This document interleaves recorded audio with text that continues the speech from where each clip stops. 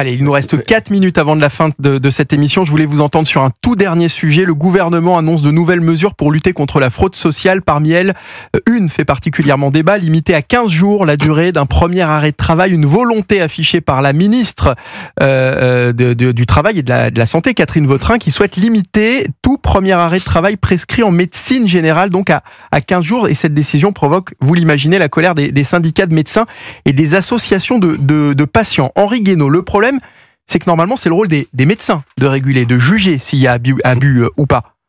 Là, oui, non, mais moi, je trouve ça... Est-ce le rôle du gouvernement ? Non, je trouve ça absolument inacceptable. Enfin, d'abord indécent parce que on dit qu'on veut responsabiliser les malades et les médecins. Pourquoi ils sont pas responsables ? Là, on les infantilise tous. Le malade, il a le choix. Il a choisi d'être malade. Il faut le responsabiliser pour qu'il soit pas malade. Et le médecin. Après, les abus existent. Malheureusement, bien sûr, mais ils existent dans tous les domaines. Elle dit que ça pourrait permettre de faire 5,5 milliards d'euros d'économies. Bien sûr. Simplement, les médecins, ils n'ont qu'une responsabilité. C'est soigner les malades. Et les malades, ils n'ont qu'une demande, c'est être soignés, si possible être guéris, si possible ne pas souffrir, si possible mourir le plus tard possible. Voilà. Donc il faut arrêter avec cette formule qui est une formule absolument indécente et qui n'a aucun sens dans ce domaine, parce que si vous privez les gens de...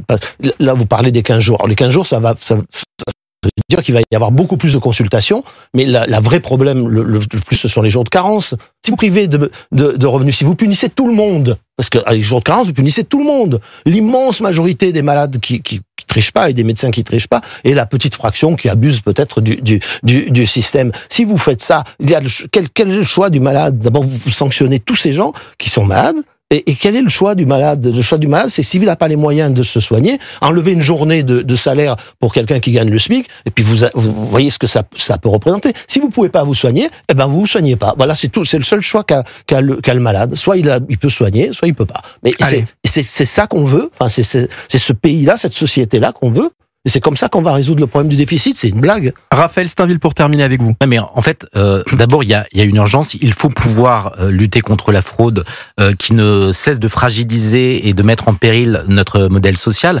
Pour autant, la méthode employée par la ministre de la Santé me semble, comme Henri Guénaud, absolument désastreuse.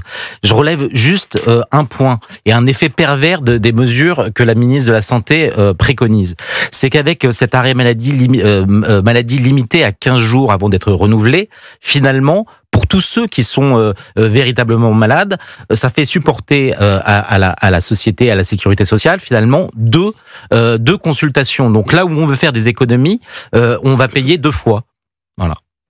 Un dernier mot, Henri. Henri Guénaud, les jours de carence, si les gens malades vont travailler quand même parce qu'ils peuvent pas se permettre de perdre un jour et qu'ils ont une maladie contagieuse, eh bien, on va avoir beaucoup plus de malades et beaucoup plus d'arrêts maladie. Et l'explosion des arrêts maladie n'est pas propre à la France, c'est dans tous les pays et en particulier en Allemagne, le modèle toujours sublimé par les politiques français où le nombre d'arrêts maladie, de jours d'arrêt maladie dans le secteur privé comme public en Allemagne est beaucoup plus important qu'en France et c'est un pays où il n'y a pas de jours de carence. Et on imagine bien sûr les problèmes que ça pourrait poser pour les personnes qui ont de réelles pathologies aussi et les patients qui auraient réellement besoin même la plupart des patients d'un arrêt longue durée. La plupart des patients, vous avez raison de le préciser. Merci beaucoup Henri Guénaud d'avoir été avec nous, ancien commissaire général au plan, ancien conseiller spécial de Nicolas Sarkozy. Et merci à Raphaël Steinville, directeur adjoint de la rédaction du JDD.